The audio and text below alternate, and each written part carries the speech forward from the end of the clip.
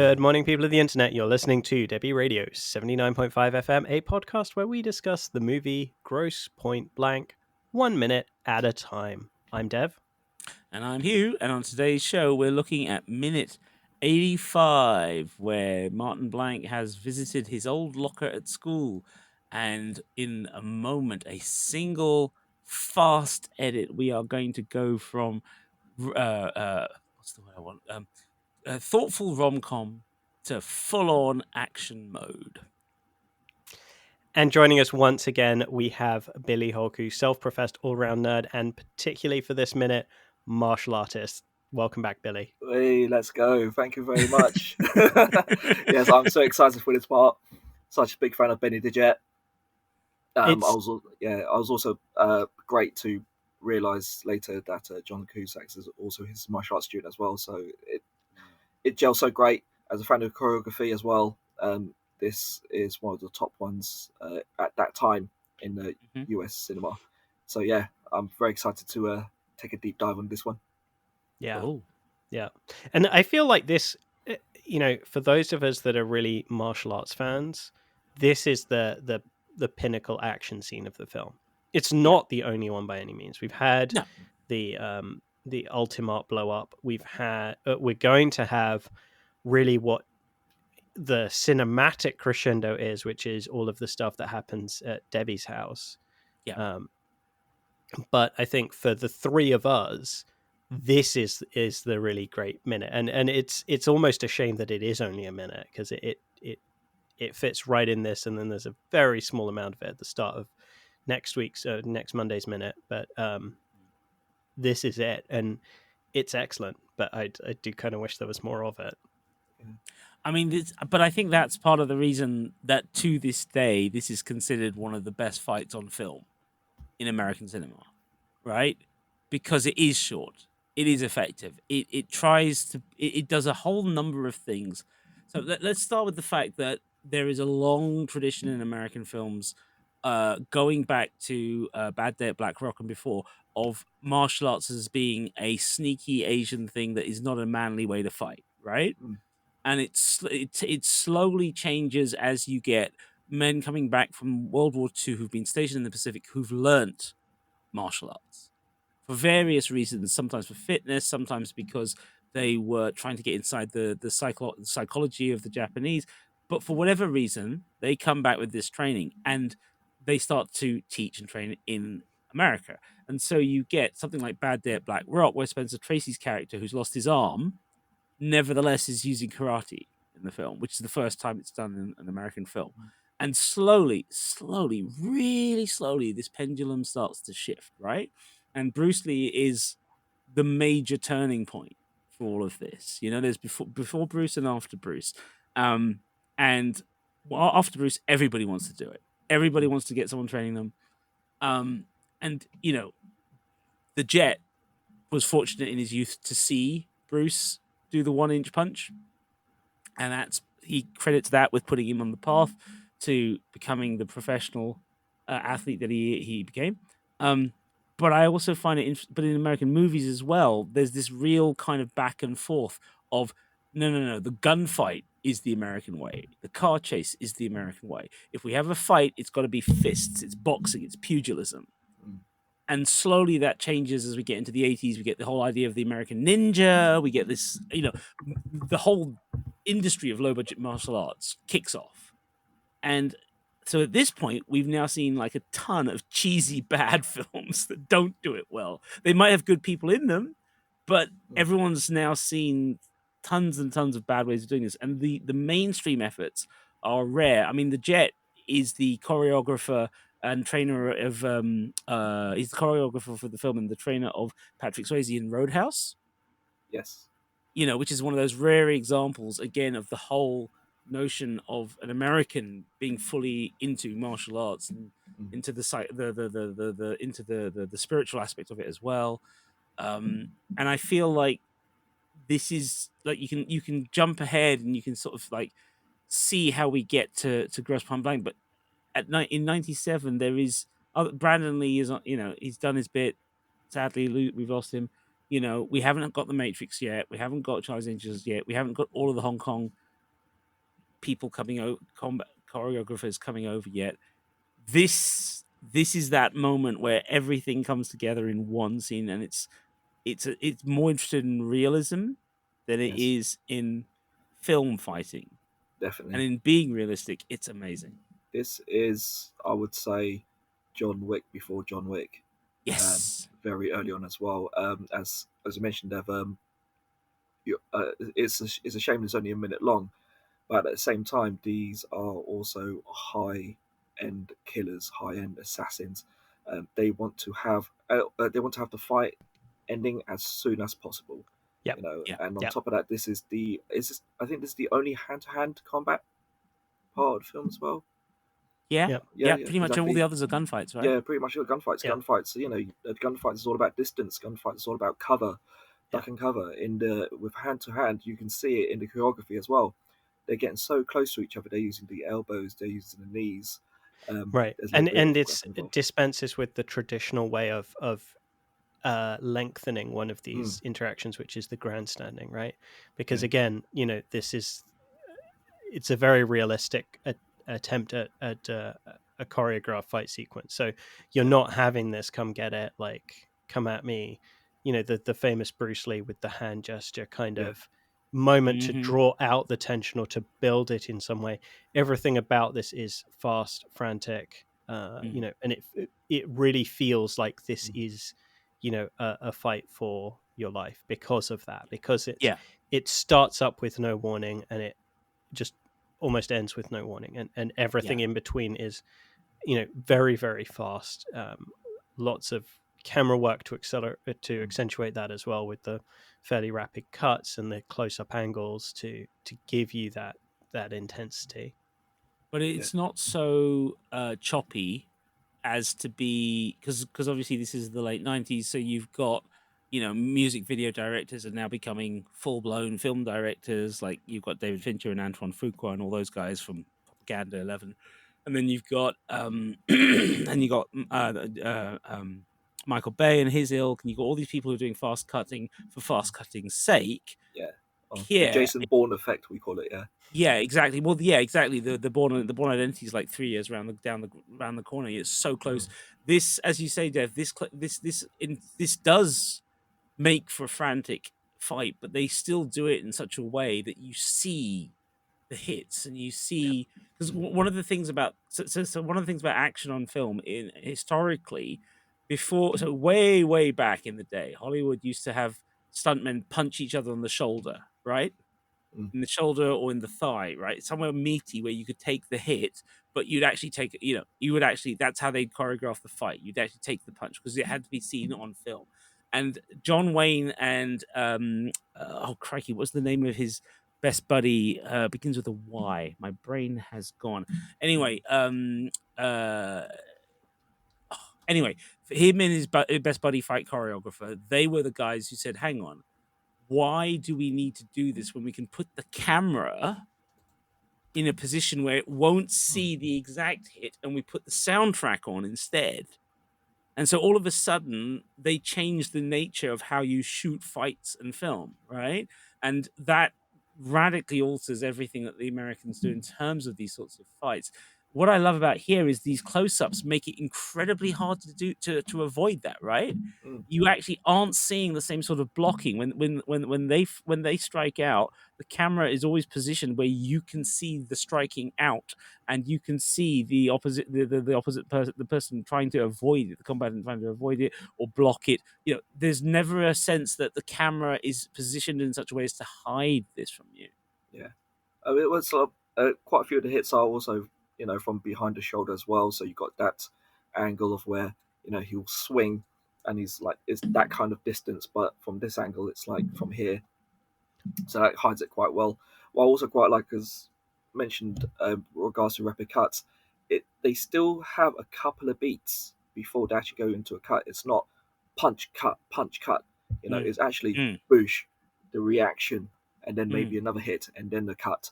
You know, it's so methodical.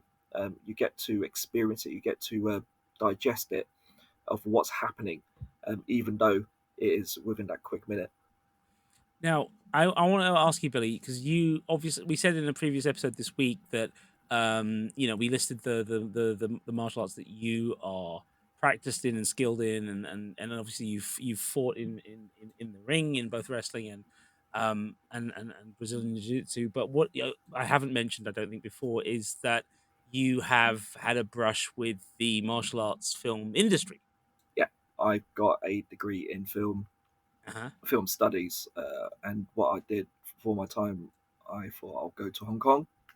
I was a young, naive 19-year-old, wanting to go and expand my horizons. I believe, I don't know what the discussion led to me going to Hong Kong. I think it was possibly because that the British film scene was just not that accepting at the time. Mm-hmm.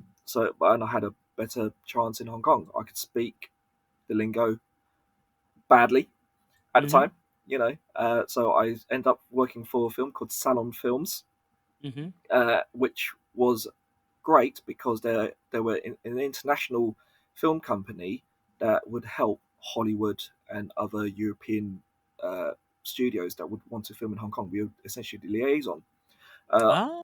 So I came in, I went into the office, and straight away I saw my childhood films.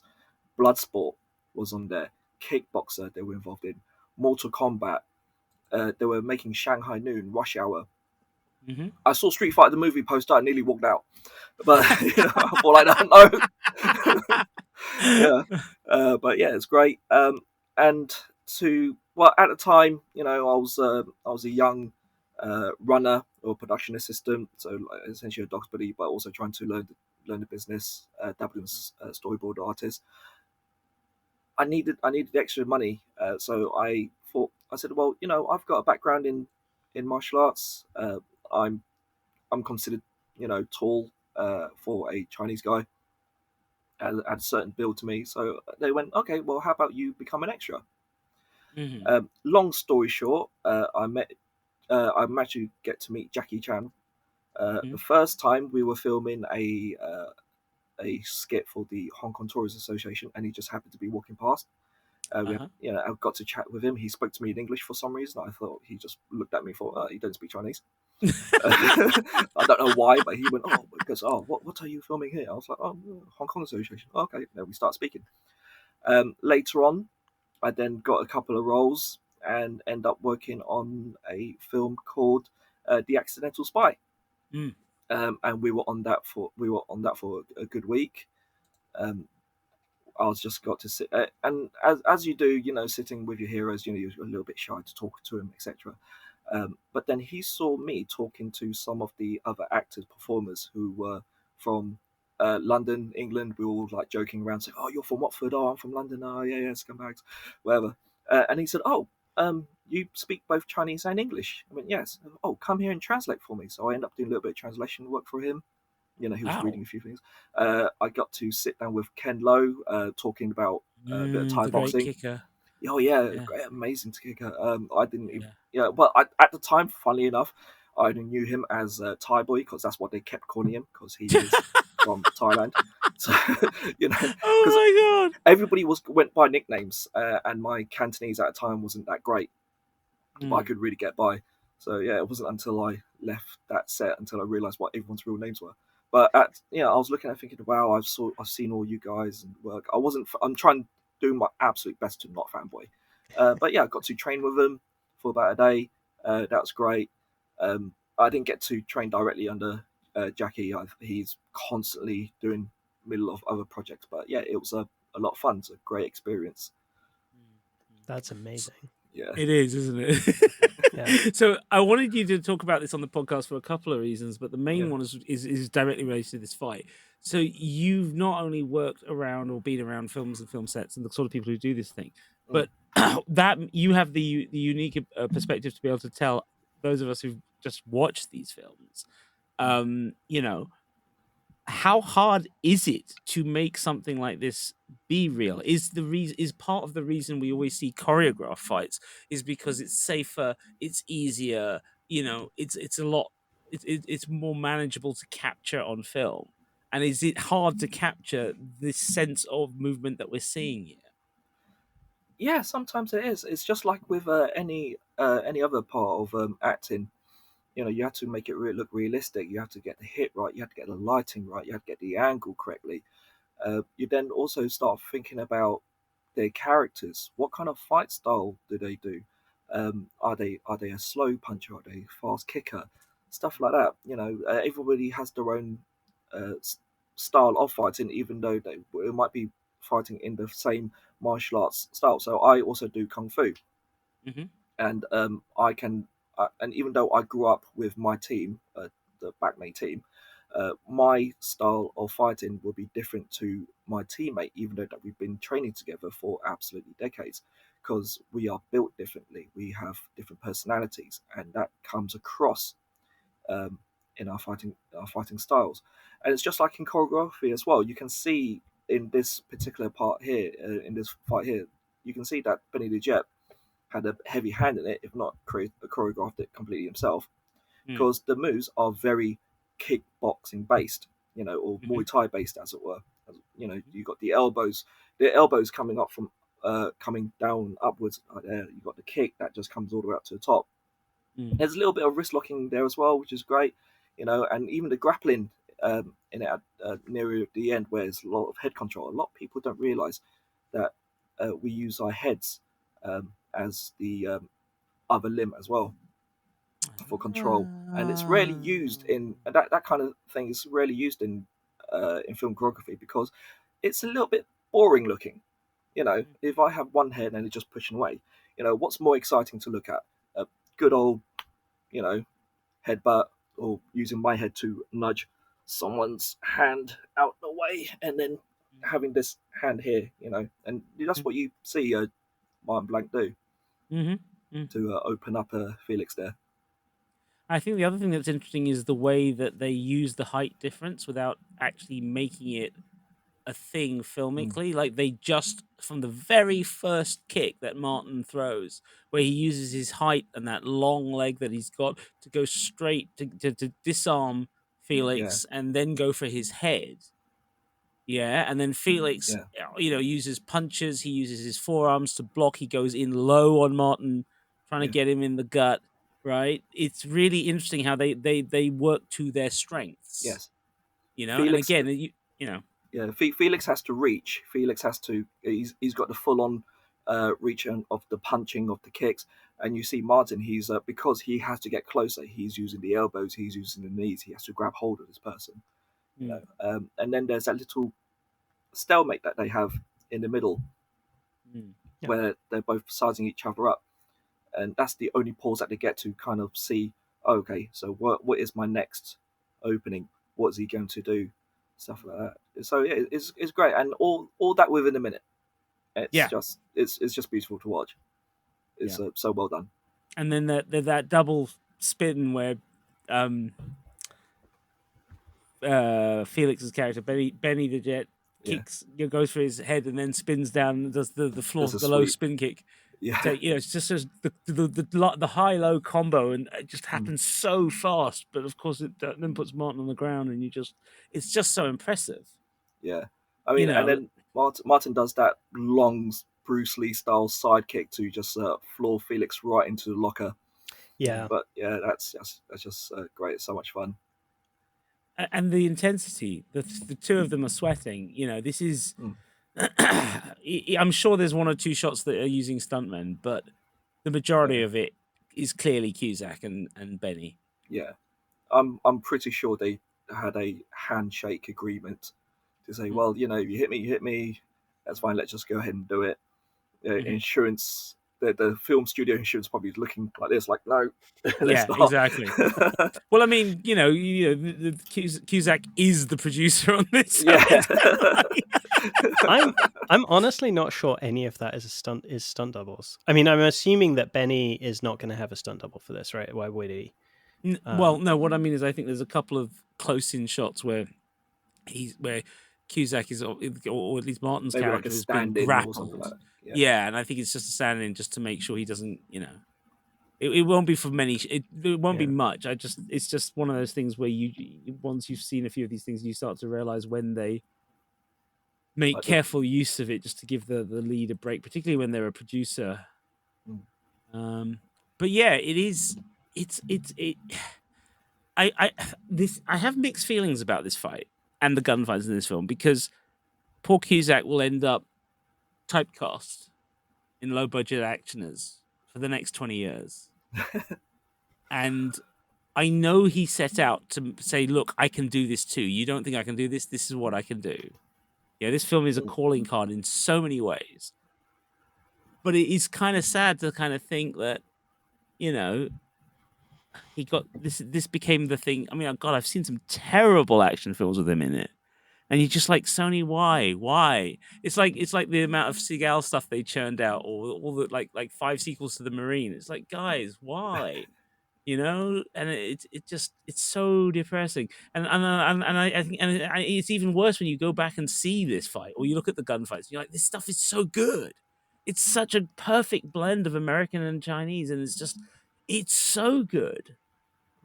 Yeah, it's definitely techniques that dare I say Benny picked up whilst working with Jackie, Samo, and Yuen Biao as well, because just the speed of it all, the gymnastic style of it all, it's just it's you can definitely see there's some influence.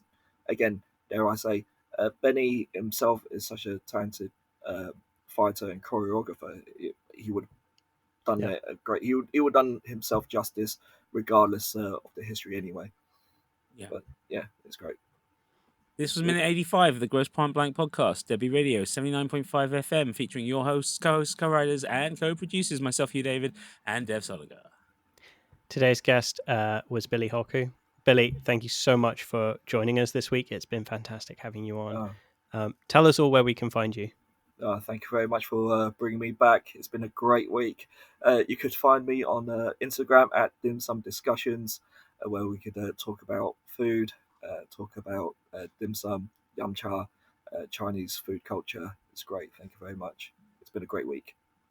Thanks, Billy.